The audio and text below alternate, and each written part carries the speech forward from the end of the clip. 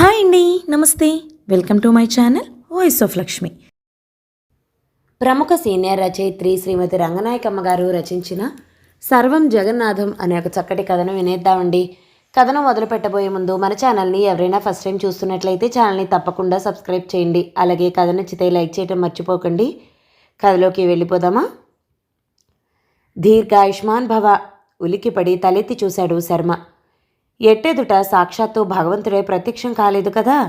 భూమిని తాకుతున్న కాషాయ వస్త్రాలతో, జడలు కట్టి వేళ్లాడుతున్న సుదీర్ఘ శిరోజాలతో, ఆశీర్వదిస్తున్న అభయహస్తంతో, మైమరుపు కలిగిస్తున్న చిరునవ్వుతో నిశ్చలంగా నిలబడి ఉన్న సాధు పుంగవుడు. అంతవరకు ఆ కొండరాతి మీద మునగదీసుకుని కూర్చుని ఉన్న శర్మ సాధువుని విస్మయంగా చూస్తూ అచేతనంగా ఉండిపోయాడు. చుట్టూ నిర్మానుష్య ప్రదేశం, ఎత్తైన చెట్లు, బండల్లాంటి రాళ్ళు. ఏకాంతంగా ఉంటుందని ఆ సాయంత్రం వేళ అంత దూరం వచ్చి కూర్చున్నాడు శర్మ, తన సంసార కష్టాల గురించి తలపోసుకుంటూ. బిడ్డా, సాధు పుంగవుడు శర్మమోహం కేసి తదేకంగా చూస్తూ అన్నాడు. ఎందుకీ ప్రదేశంలో ఒంటరిగా ఉంటివి నాయనా? ఇంకా అలాగే మోకాళ్ళని కావలించుకుని కూర్చుని ఉన్న శర్మ కొంచెం సిగ్గుపడ్డాడు. మాట్లాడాలని నోరు తెరవబోయి మోసుకున్నాడు. లేచి నించోబోయి కాళ్ళు కదపలేకపోయాడు. ఏమి నాయనా, సుందరమైన నీ వదనంలో విచారరేఖలు? బావురు మనబోయాడు శర్మ. ఎంత చల్లని పలకరింపు! అణుచుకుని గొంతు పెగిల్చుకుని నోరు విప్పాడు. స్వామి, బిడ్డా, అప్రయత్నంగా చేతులు జోడించాడు శర్మ. స్వామి, తమరే నన్ను రక్షించాలి. శర్మ కళ్ళల్లో ఆశాజ్యోతులు వెలిగాయి. స్వామీజీ అతి సున్నితంగా చిరునవ్వు నవ్వాడు. జీవులన్నిటినీ రక్షించగలిగేవాడు ఒక్కడే నాయనా, జగన్నాథుడు. సర్వం జగన్నాథం. కొండంత ధైర్యం వచ్చింది శర్మకి. ఈ స్వామి సామాన్యుడు కాదు, సాక్షాత్తు భగవత్స్వరూపుడే. చటుక్కున లేచాడు శర్మ. ఆతృతగా రెండు చేతులు దోసిలి పట్టి, అపరాధం మన్నించండి స్వామి, తమరు నిలబడే ఉన్నారు, ఇలా ఆసీనులు కండి స్వామి అంటూ చదునైన రాయి ఒకటి చూపించాడు. నించోవడం కూర్చోవటం ఒక్కటే నాయనా, సర్వం మిథ్య, జగన్నాథుడొక్కటే సత్యం, హరి ఓం అంటూ స్వామీజీ బండరాతి మీద ఆసీనుడై జోలి కమండలం సరసనే ఉంచుకున్నాడు. నువ్వు కూడా ఇట్లా మా పాదాల చెంత కూర్చోనాయనా. క్షణంలో సగం సేపు సంశయించాడు శర్మ. నిజానికి శర్మకి భగవంతుడంటే మహావిశ్వాసం. స్వార్థచింతన మరిచి భగవంతుడిని ధ్యానిస్తూ తిరిగే సాధు పుంగవులంటే గాఢాభిమానం. స్వామీజీ కూర్చున్న రాతికి కొంచెం దిగువగానే కూర్చున్నాడు శర్మ. దీర్ఘాయుష్మాన్ భవ అంటూ స్వామీజీ జోలి విప్పి చిన్న డబ్బా తెరిచాడు. చిటికెడు సింధూరం తీసి శర్మ నుదుటికి అంటించాడు. జగన్నాథుని కుంకుమ దిద్దుకో నాయనా, నీకు క్షేమం కలుగుతుంది అంటూ. తర్వాత పురుషుడు మంత్రోదకం తాగునాయనా. స్వామీజీ కమండలం ఎత్తి పట్టుకున్నాడు. శర్మ సవినయంగా దోసిలి పట్టి మంత్రోదకం ఒక గుటక వేశాడు. గబగబా రుమాలుతో చేతులు తుడుచుకున్నాడు. స్వామి శర్మ మొహంలోకి అనునయంగా చూశారు. సావధానంగా వినిపించునాయనా నీ ఇతి బాధలు. శర్మకి సిగ్గువేసింది. నిజం చెప్పాలంటే అంత దారుణమైన దీనగాదేమీ లేదతనికి. అందరూ బతుకుతున్నట్టే తను బతుకుతున్నాడు. సామాన్యమైన ఇబ్బందులే, ప్రతి ఇంటా ఉండే సమస్యలే. మనసు మరీ అశాంతిగా ఉన్నప్పుడు ఇలాగే ఈ కొండలకేసి వచ్చి కావలసినంతసేపు కూర్చుని ఇంటికి పోతుంటాడు. ఏమి నాయనా అంత మౌనం? కంగారుగా అన్నాడు శర్మ. అబ్బే ఏమీ లేదు స్వామి, మా వంటి వాళ్ల సంసారిక బాధలు వినిపించి మీ నిశ్చలత్వాన్ని కలుషితం చేయవచ్చునా అని సంశయిస్తున్నాను. అయ్యో వెర్రి కుర్రా, మా నిశ్చలత్వం ఎంతటి విషమస్థితిలోనైనా కలుషితం కాదురా బిడ్డా. పూర్వం మా వంటి సాధువునెవరినైనా చూసి ఉన్నావా? మన్నించాలి, చూశాను స్వామి.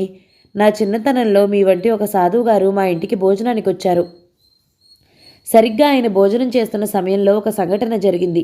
మా పక్క ఇంట్లో ఉండే ఒక ఇల్లాలు చాలా కాలంగా తలనొప్పితో బాధపడుతుంది. ఎంత గొప్ప గొప్ప వైద్యాలకు ఆవిడ తలనొప్పి కుదిరింది కాదు. అది మాకందరికీ తెలుసు. ఆవిడ భరించలేని బాధతో పసిపిల్లలా పెద్దగా ఏడుస్తూ ఉండేది. క్రమంగా ఆవిడకు జీవితం మీద విరక్తి పుట్టింది. ఆ రోజు సరిగ్గా భోజనాల వేళ ఆవిడకు తలబాధ ఎక్కువై పిచ్చిదానిలాగా పెరట్లోకి పరిగెత్తిపోయి నూతిలో పడింది. ఆ ఘోరం మిగతా ఆడవాళ్ల కళ్ళ ముందే జరిగిపోయింది. అంతా కలిసి భయంతో కేకలు వేస్తుంటే మా ఇంట్లో భోజనం చేస్తున్న సాధువు చటుక్కున లేచి పెరట్లోకి పరిగెత్తారు. వెంటనే నూతిలోకి దూకేశారు. తర్వాత మిగతా వాళ్ల సాయంతో ఆవిడ్ని పైకి తీసుకొచ్చి సంగతంతా తెలుసుకుని చాలా విచారించారు. ఆవిడికి స్పృహ లేకపోయినా చిటికెడు విభూది తీసి బొట్టు పెట్టారు. అంతే. కొంతసేపటికి ఆవిడ నిద్రలేచిన మనిషిలాగే కళ్ళు విప్పి చిరునవ్వు నవ్వింది. ఆవిడ తలనొప్పి పూర్తిగా పోయింది. ఆ సంఘటన జరిగినప్పటి నుంచి నాకు తమ వంటి సాధు పొంగవులంటే ఎనలేని భక్తి స్వామి. శర్మ స్వామీజీకి భక్తితో నమస్కారం చేశాడు. స్వామీజీ చిరునవ్వు నవ్వాడు. నీ ఆలోచన సక్రమంగా లేదురా బిడ్డా. ఆవిడ శిరోవేదనతో బాధపడుతూ నూతిలోకి దూకింది, అవునా? అంత ఎత్తు నుంచి అంత వేగంగా కిందికి పడటంలో ఆవిడ శిరస్సులోని నరాల వ్యవస్థ చక్కబడి ఉండవచ్చును. ఆ సాధు పుంగవుడి విభూది బొట్టు కేవలం నామమాత్రం కావచ్చును. విస్మయంగా చూశాడు శర్మ చాలాసేపు. అలాగే జరిగిందంటారా స్వామి? వెర్రివాడ, ఆ మాత్రపుట ఆలోచన అవసరంరా బిడ్డా. తెల్లనివన్నీ పాలు, నల్లనివన్నీ నీళ్లు కావురా. స్వామి జ్ఞాననేత్రం తెరుచుకున్నంత సంభ్రమంగా అప్రయత్నంగా అన్నాడు శర్మ. స్వామీజీ పట్ల ప్రేమానురాగాలు రెండింతలయ్యాయి. స్వామి, తమరు సామాన్యులు కారు. తమ గురించి తెలుసుకోవాలని ఆతృతగా ఉంది స్వామి. ఇష్టకామ్యార్థ సిద్ధిరస్తు. తప్పక వెల్లడిస్తాను. సావధానుడవై ఆలకించు. నేను 10 సంవత్సరాలు హిమాలయాల్లో ఘోర తపస్సు చేసి కుతూహలంతో అడ్డం తగిలాడు శర్మ. మన్నించండి స్వామి, నాకొక్క సందేహం, అది ముందు తీర్చండి అనేసి జంకుతూ చూశాడు. అడుగు బిడ్డా. తమరిలా సన్యాసి ధర్మం ఎందుకు స్వీకరించారు స్వామి? పసిబిడ్డ ప్రశ్న విన్నంత తేలికగా నవ్వారు స్వామీజీ. ఎంత బేలగా ప్రశ్నించావురా బిడ్డా. జగన్నాథుణ్ణి చేర్చగలిగేది ఈ సన్యాసి ధర్మమే నాయనా. సంసార లంపటాలలో మునిగిన జీవికి అది దుస్సాధ్యం. శర్మకెంతో దిగులు కలిగింది. అంతలోనే గుర్తొచ్చినట్టు కొంచెం గట్టిగానే అన్నాడు. అయితే స్వామి, ఈ సన్యాసి ధర్మం స్వీకరించి మీరేం పొందగలిగారు? అతిశయంగా నవ్వాడు స్వామీజీ.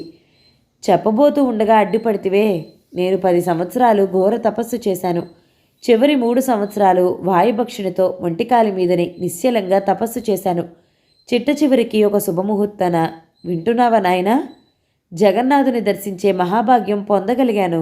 తుళ్ళిపడ్డాడు శర్మ. ఏమిటి స్వామి, మీకు భగవంతుడు కనిపించాడా? విభ్రాంతితో కళ్ళు విప్పార్చి చూస్తూ మళ్ళీ అన్నాడు. నిజంగానా స్వామి? దేవుణ్ణి మీరు చూశారా? ఎలా ఉన్నాడు స్వామి దేవుడు? ఏం బట్టలు కట్టుకున్నాడు? స్వామీజీ ముఖమండలం మీద కొంచెం విసుగుదల ప్రతిఫలించింది. మూర్ఖుడా, నీతో అపహాస్యమా మాకు? ఆ జగన్నాథుడు శంకుచక్ర గదాధారి అయి క్షణకాలం నా ఎట్టెదుట ప్రత్యక్షమై చిద్విలాసం చిందించి అంతర్ధానమయ్యాడు. ఉన్న నిజం చెప్తే విశ్వసించని నీ వంటి అమాయకులను ఎందరినో చూసిన పిదప నేను ఆ సంగతి చెప్పడమే మానుకున్నాను. మన్నించండి స్వామి, ఆశ్చర్యం పట్టలేక అలా అడిగాను. ఒక క్షణం ఊరుకున్నాడు శర్మ. ఉన్నట్టుండి మళ్ళీ అన్నాడు. భగవంతుణ్ణి చూడగలిగిన మీరు ఎంత అదృష్టవంతులు స్వామి. స్వామీజీ శాంతించాడు. నిజం నాయనా, 10 వర్ష దీర్ఘకాలం నిరీక్షణ అనంతరం ఆ మహాభాగ్యం కలిగింది. సాక్షాత్తు శ్రీమన్నారాయణ స్వరూపాన్ని కనులారా దర్శించగలిగాను. స్వామీజీ తన్మయత్వంతో కళ్ళు మూసుకున్నారు. స్వామి, భగవంతుణ్ణి మీరేం వరాలు అడిగారో అన్నాడు శర్మ ఎలాగో ధైర్యం తెచ్చుకుని. స్వామి కళ్ళు విప్పార్చుతూ అన్నాడు. నేను స్వప్రయోజనార్థినై తపస్సు చేయలేదు నాయనా. కేవలం భగవత్ స్వరూపాన్ని వీక్షించడానికే చేశాను. జగన్నాథుడు ప్రత్యక్షమవగానే కంఠమెత్తి తన్మయుడనై దైవలీలను శ్లాఘించాను. భగవంతుడు ఆశీర్వదించి అంతర్ధానమయ్యాడు. వరాలు నేను అడగనూ లేదు, ఆయన ఇవ్వనూ లేదు. అయ్యో, దేవుడు కనపడితే వరాలు అడగనే లేదా? ఎంత మంచి అవకాశం పోయింది అనిపించింది శర్మకి. మీ జన్మ తరించింది స్వామి, అప్రయత్నంగానే అనేశాడు పైకి. మీ వంటి త్యాగధనులను తప్ప నా వంటి దౌర్భాగ్యులకు ఆ భగవద్ దర్శనం కలలోనైనా కలుగుతుందా? విచారించకు బిడ్డా, భగవంతుణ్ణి కన్నులారా గాంచిన నా వంటి తపోధనులు ఉండనే ఉన్నారు. మా ద్వారా నీ వంటి వారు తృప్తి చెందవచ్చును. అందరూ తపస్సులు చేయలేరు నాయనా. నిజమే స్వామి, అది నా వంటి వాళ్ల వల్ల అవుతుందా? నా మీద దయించి నాకేదైనా జ్ఞానబోధ చేయండి స్వామి. నా సంసారగాథ కరుణతో ఆలకించండి. వెర్రి తండ్రివిలా ఉంటివే, మొదటే చెప్పమని అడిగి తిని కదా. స్వామీజీ సుదీర్ఘమైన గడ్డాన్ని నిమురుకుంటూ కూర్చున్నాడు. స్వామీజీ ఎలా మాట్లాడినా శర్మకి సంతోషమే కలిగింది. నేనొక గుమాస్తాని. వినండి స్వామి, ఎంత చాకిరీ చేసినా అదే జీతం, అదే సీటు, అదే ఉద్యోగం. పై అధికారులకు కాకాపట్టి తిరగడం నా తత్వానికి విరుద్ధం. ఇది ఆఫీసు విషయం. ఇక ఇంట్లో సంగతి. వయసు మళ్ళిన తల్లిదండ్రులు, ఈడేరి ఇంట ఉన్న ఆడబడుచు, పెద్ద చదువుల కోసం ఆశపడుతున్న సోదరుడు, నన్ను నమ్ముకుని వచ్చిన అర్ధాంగి, ఆవిడ ప్రసాదించిన 2 చిరంజీవులు. శివశివ, చెవులు మూసుకున్నాడు స్వామీజీ. ఎన్ని జంజాటాలలో చిక్కి ఉంటివి నాయనా, బిత్తరపోయాడు శర్మ. వినిపించనాయనా, ఆపితివేమి? తమరు చెవులు మూసుకున్నారు స్వామి. అయ్యో వెర్రివాడ, చెవులు మూసుకున్నా వినగలన్రా? విస్మయంగా చూసి దిగులుగా అన్నాడు శర్మ. ఇంతకన్నా ఏం వినిపించమంటారు స్వామి? నెల తిరిగేసరికి నాకు అందేది ఒక్క 100 రూపాయలే. ఒక్క పూట తిని ఒక్క బట్ట కట్టినా ఖర్చయ్యేది 200 పైచిలుకు. మిగతా 100 నెల నెల అప్పు. మార్వాడి దగ్గర నోట్లు తాకట్లు. దీర్ఘంగా నిట్టూర్చారు స్వామీజీ. చెప్పు అన్నట్టు తల ఊపుతూ. మొన్న చెల్లెలికో సంబంధం వచ్చింది. 4000 కట్నం అడిగారు. కట్నాలిచ్చి పెళ్లి చేయటం నాకు ఇష్టం లేదు స్వామి. తమ్ముడు తెలివిగా పరీక్షలు పాస్ అవుతున్నాడు. ఇంకా చదివించాలనే ఉంది స్వామి. నాన్నగారి ఆరోగ్యం క్షీణిస్తుంది. మంచి మంచి మందులు వాడలేకపోతున్నాను. అమ్మకి చత్వారం ముదిరింది. కళ్ళద్దాలు కొనమంటోంది. సరస్వతికి అంటే నా భార్య స్వామి ఈ మధ్య హిస్టీరియా వస్తుంది. ఇక నిత్యం పిల్లలకు అనేక అవసరాలు. మధ్యాహ్నం ఇల్లు బయలుదేరుతుంటే పెద్దవాడు జోళ్లు తెమ్మని చెప్పాడు. తర్వాత వాడికి పలక, చంటిదానికి బిస్కెట్లు, బుల్లివాడికి పాల డబ్బా. హరే రామ్! ఆకాశంలోకి దృష్టి సారించాడు స్వామీజీ. స్వామీజీతో పాటు అనంతాకాశంలోకి చూశాడు శర్మ కూడా. కొన్ని నిమిషాల నిశ్శబ్దం. బిడ్డా, సన్యాసి ధర్మం స్వీకరించగలవా? తుల్లిపడ్డాడు శర్మ. స్వామి నన్నేనా? స్వామీజీ మౌనం వహించారు. శర్మ చేతులు నలుపుకుంటూ అన్నాడు. నిజంగా మిమ్మల్ని చూస్తుంటే నాకెంతో అసూయగా ఉంది స్వామి. ఏ ఆకో అలమో తిని ఉదరపోషణ చేసుకుంటారు. ఏ చెట్టు నీడనో విశ్రమించి కాలం దొర్లిస్తారు. మీకు బాధ్యతలు లేవు, సమస్యలు లేవు. హాయిగా ఎగిరే పక్షికి మీకు భేదం లేదు స్వామి. కానీ మహా దౌర్భాగ్యుణ్ణి నేను. సంసార సాగరంలో పూర్తిగా మునిగి ఉన్నాను. నా నెత్తి మీద భరించలేని బాధ్యతలున్నాయి. నా జీవితం నిండా పరిష్కరించలేని సమస్యలున్నాయి. నేను సన్యాసంలో కలిసిపోయానని వింటే మా అమ్మ కంటికి మంటికి ఏకధారగా ఏడ్చి ఉన్న చూపు కూడా పోగొట్టుకుంటుంది. సరస్వతి విరుచుకుపడి శాశ్వతంగా బిగుసుకుపోతుంది. బిడ్డలందరూ అనాథలైపోతారు. అంతంత మాత్రంగా నడిచే సంసారం నావా తల్లకిందులైపోతుంది. శాంతించు నాయనా. నీ జీవిత ధ్యేయాన్ని నువ్వు గ్రహించుకున్నావు. ధైర్యంతో సంసార సాగరాన్ని ఈదడానికే ప్రయత్నించు. ప్రయత్నిస్తూనే ఉన్నాను స్వామి. నా శక్తి చాలటం లేదు. ఏ క్షణంలో మునిగిపోతానో అర్థం కాకుండా ఉంది. స్వామీజీ చిరునవ్వు నవ్వారు. చింతించుకో. నువ్వు చాలా పెద్ద పొరపాటు ఒకటి చేస్తున్నావు. ఏమిటి స్వామి? సెలవియండి. ఆతృతగా చూశాడు శర్మ. బ్రతకడం నేర్చుకున్నాయనా. కాలానికి ఎదురు తిరిగి ప్రవాహానికి ఎదురిది నెగ్గలేవు. డబ్బు సంపాదించే మార్గాలు వెతుక్కో. అన్ని సమస్యలు గట్టెక్కుతాయి. శర్మ అయోమయంగా చూశాడు. జీతం కన్నా ఇంకా ఎక్కువ డబ్బు ఎలా సంపాదించగలను స్వామి? అది నేనెలా చెప్పగలను? ఆలోచించి ఇంకేదైనా మార్గం ఎంచుకో. తప్పులేదు. మన్నించండి స్వామి. తమరి ఉపదేశం నేను అర్థం చేసుకోలేకపోతున్నాను. స్వామీజీ తీక్షణంగా చూశాడు. శర్మ తలదించుకున్నాడు. ప్రసంగం మార్చుతూ అన్నాడు స్వామీజీ. నీ దగ్గర బీడీ ఉంటే చూడు నాయనా. తెల్లబోయాడు శర్మ. మీరు బీడీలు కాలుస్తారా స్వామి? సర్వం భగవదర్పితం. మధ్య నేను నామమాత్రుణ్ణి. మీ నియమాలకు భంగం కాదా? నియమాలు ఆత్మకే కానీ దేహానికి కాదు నాయనా. మన్నించండి స్వామి. నేను బీడీలు కాల్చను. సిగరెట్ స్వీకరిస్తారా? ఏదైనా ఒకటే నాయనా. సర్వం జగన్నాథం. శర్మ ప్యాంటు జేబుల నుంచి సిగరెట్ పెట్టి తీసి స్వామీజీకి అందించాడు. స్వహస్తాలతో అగ్గిపుల్ల గీసి అందించాడు. స్వామీజీ గడ్డాల మీసాల మధ్య తెల్లటి సిగరెట్ నిలబడి వెలుగుతుంటే కుతూహలంగా చూశాడు శర్మ. స్వామి, తమ నివాసం ఎక్కడా? గాలికి నివాసం ఏమిటి నాయనా? ఏ పూటకి ఎక్కడ గడిచిపోతే అక్కడ. ఈ దిక్కుగా మీరెందుకు బయలుదేరారు? ఈ ఊరు నాకు కొత్తే. దేవాలయం దగ్గర ఉత్సవాలు జరుగుతాయని విని. నిజమే స్వామి. వరుసగా 4-5 రోజులు జరుగుతాయి. ఈవేళే ప్రారంభం. స్వామి, తమకు అభ్యంతరం లేకపోతే నేను తమ పాదసేవ చేసుకుంటాను. అదిగో అక్కడ నా సైకిల్ తాళం వేసి వదిలొచ్చాను. మిమ్మల్ని జాగ్రత్తగా దేవాలయం ముందు దిగవిడుస్తాను. నువ్వింత కుతూహలపడుతుంటే తప్పుతుందా? నీ ఇష్ట ప్రకారమే జరుగుతుంది. ఇక ఆలస్యం చేయకు, పద. స్వామీజీ గబగబా కొండ దిగాడు. శర్మ పరిగెత్తుతూ స్వామీజీని అనుసరించాడు. మీ సంచి సైకిల్ ముందు తగిలిస్తాను స్వామి. వద్దొద్దు, నేను ఇలాగే వడిలో పెట్టుకుంటాను. జోలి, దండ, కమండలాలు అన్ని వడిలో సర్దుకుని సైకిల్ వెనుక కూర్చున్నాడు స్వామీజీ. జనంలో నుంచి వీధి వెంట సైకిల్ తొక్కుతుంటే శర్మకి కాస్త సిగ్గుగాను కాస్త గర్వంగాను కూడా అనిపించింది. స్వామీజీతో ఇంకా చాలా మాట్లాడాలి. తన సమస్యలకు ఆయనే పరిష్కారం చూపించగలడు. శర్మ సైకిల్ ఆపు చేశాడు హోటల్ ముందు. స్వామి, కాసిన్ని వేడివేడి పాలు స్వీకరించాలి. ఒక క్షణం మీరిక్కడ నిలబడి ఉంటే నేనిప్పుడే పాలు తీసుకొస్తాను. ఎందుకురా బిడ్డా నీకంత శ్రమ? పద, నేను నీ వెనకే వస్తాను. మీరు హోటల్లోకి వస్తారా? వద్దు స్వామి, మీ వంటి వారికి ఆ ప్రదేశం బాగుండదు. సర్వం జగన్నాథం. అంతా వాడి సృష్టి విలాసమే. దేనిని మనం ద్వేషించి విసర్జించకూడదు నాయనా. అది భగవంతుడి సృష్టి విలాసాన్ని కించపరచటమే. ఆశ్చర్యంగా అన్నాడు శర్మ. స్వామి, మీదెంత సమగ్రమైన ఆలోచన! అవును నాయనా, కలుషితం ఏ వస్తువులోనూ లేదు, దాన్ని వినియోగించుకునే తత్వంలో ఉంది. ఆహా, ఎంత బాగా చెప్పారు! అయితే దయచేయండి స్వామి. స్వామీజీ హుందాగా నడిచాడు ఊటీ హోటల్ లోపలికి. శర్మ వినమ్రతతో అనుసరించాడు. హోటల్లో క్షుధార్తులంతా తలలు తిప్పి స్వామీజీని దర్శించి నవ్వుముఖాలు తెచ్చుకున్నారు. అలా చివరికి వెళ్ళి కూర్చుందాం నాయనా. నడవండి స్వామి. స్వామీజీ వెళ్ళి బాగా వెనక టేబుల్ దగ్గర కూర్చున్నాడు హరిహోం అంటూ. శర్మ ఇటు అటు చూసి తను ఒక కుర్చీ జరుపుకుని కూర్చున్నాడు. స్వామి, పొరపాటు చేశాను. కాసన్ని అరటిపళ్ళు కొని తెస్తే తమరు పాలతో పాటు పళ్ళు కూడా స్వీకరించొచ్చును గదా, వెళ్ళొస్తాను అంటూ లేవబోయాడు. ప్రస్తుతానికొద్దు నాయనా, బయటికి వెళ్ళిన తర్వాత నీ తృప్తి మేరకు సమర్పించవచ్చును. ఏ క్షణానికి ఏది అందితే దానిని స్వీకరించటం మాకు సంతోషం. మీకు అభ్యంతరం లేకపోతే కొంచెం అల్పాహారం కూడా చేయండి స్వామి. ఇడ్లీ భుజించండి, తప్పులేదు. తప్పొప్పుల ప్రసక్తి లేదని నేను చెప్పుంటిని కదా, కంగారు పడకో. నీకు తృప్తి కలిగే వరకు నేను భుజించలేస్తాను. వేడిగా ఏమేమున్నాయో అడుగు నాయనా. అంతలోకే సర్వరు హాజరు పలికాడు. వేడిగా ఏమున్నాయి? ఇడ్లీ, దోశ, పూరి, బజ్జీ, ఉప్మా, వడ అన్నీ వేడిగానే ఉన్నాయి సార్. స్వామి, తమరేం ఆరగిస్తారు? ఏదైనా ఒకటే నాయనా, సర్వం జగన్నాథం. పెసరట్టు లేదుటయ్యా? కొంచెం ఆలస్యం అవుతుంది సార్, స్వామీజీ అన్నాడు. రవ్వ దోశ, బజ్జీ, పూరి చాలు మాకు. శర్మ సర్వర్ కేసి చూశాడు. స్వామీజీ చెప్పారుగా, త్వరగా తేబోయ్. నువ్వేమీ తీసుకోవా నాయనా? అవసరం లేదు స్వామి, కొంచెం కాఫీ తాగుతాను. శివోహం. సర్వర్ ట్రేలో ప్లేట్లన్నీ బలనిండా తెచ్చి పేర్చి పెట్టాడు. స్వామీజీ మొహమాట పడతాడేమోనన్న శంక కొద్దీ శర్మ మళ్ళీ హెచ్చరించాడు. తీసుకోండి స్వామి, ఆరగించండి.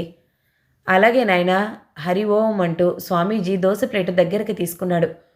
కొబ్బరి చట్నీ రుచి తగలబడింది నాయనా. వింతగా చూశాడు శర్మ.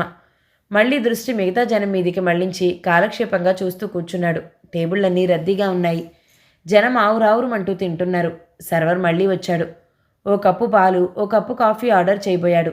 స్వామీజీ అడ్డు తగిలారు. శిరస్సు వేదనగా ఉంది, ఒక కప్పు చిక్కని ఛాయ్ తెప్పించు మాకు, పాలొద్దు. అలాగే స్వామి, ఓ ఛాయ్, ఓ కాఫీ. సర్వర్ వెళ్ళిపోయాడు. ఛాయ్తో వచ్చాడు. స్వామీజీ ఛాయ్ తాగుతూ చిరునవ్వు చిందించాడు. నీ సంతృప్తి కోసమే ఇవన్నీ స్వీకరించాను నాయనా. నాకు చాలా సంతోషంగా ఉంది స్వామి. కప్పు కింది పెట్టి లేచాడు శర్మ. కూర్చుని ఉండండి, నేను తాంబూలం తీసుకొస్తాను, తిన్నగా వెళ్ళిపోదాం. చూడు నాయనా, దంతాలు కొంచెం బాధ పెడుతున్నాయి. తాంబూలంలో ఒక్క రవ్వ మసాలా అంటించమని చెప్పు నాయనా. 2 ఆస్ప్రిన్ మాత్రలు వేసుకుంటారా స్వామి? తలనొప్పి కూడా తగ్గుతుంది. అవసరం లేదు, మసాలా మాట మరవకు, సరిపోతుంది. శర్మ పాన్ షాప్ దగ్గరికి వెళ్ళాడు. 5 నిమిషాలు గడిచింది. శివోహం అంటూ కూర్చుని ఉన్నాడు స్వామీజీ. 4-5 భక్తులు దగ్గరికి చేరారు. ముందు టేబుల్ దగ్గర నుంచి లేచి వచ్చిన ఒక వ్యక్తి సూటిగా స్వామీజీ కళ్ళలోకి చూడబోయాడు. స్వామీజీ అరముడ్పు కళ్ళతో గడ్డం నిమురుకోసాగాడు. స్వామి, బిడ్డా, కుశలమా? జగన్నాథుని కృప. శర్మ తిరిగొచ్చాడు. తాంబూలం స్వామీజీకి అందించాడు. కొత్త వ్యక్తి స్వామీజీకి శర్మను చూపిస్తూ, ఈయన మీ నూతన శిష్యులా స్వామి అని అడిగాడు. ఎవరికెవరు ఏమీ కారునాయనా, సర్వం మిథ్య, జగన్నాథుడే సత్యం. బొత్తిగా ఈ మధ్య తమ దర్శనాలే లేవు స్వామి. కొత్త వ్యక్తి. పాపాత్ములు మమ్ము చూడలేరు నాయనా. ఆ వ్యక్తి ఎర్రగా చూశాడు. పుణ్యం సంపాదించడానికి ప్రయత్నిస్తాం స్వామి, మా గృహాన్ని పావనం చేయరా? నిరీక్షించు నాయనా, నిరీక్షించు. శర్మకేమీ అర్థం కాలేదు. ఏమిటి మాస్టారు అన్నాడు కంగారుగా ఆ వ్యక్తితో.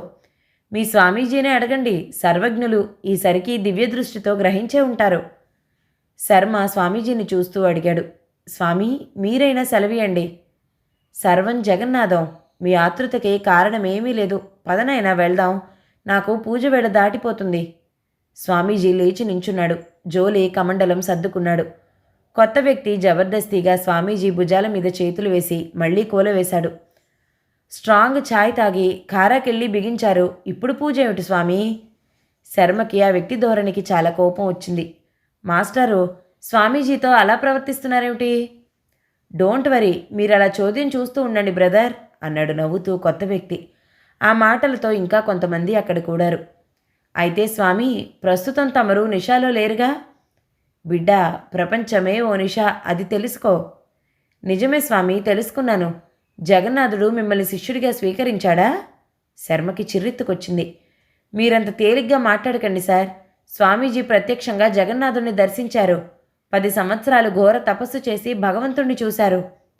బాప్రే స్వామీజీ అంటూ పగలబడి నవ్వడం ప్రారంభించాడు ఆ వ్యక్తి. శర్మ విసురుగా స్వామీజీతో అన్నాడు, స్వామి, మీరెందుకింత శాంతంగా ఊరుకుంటున్నారు? సహనం నాయనా, సహనం.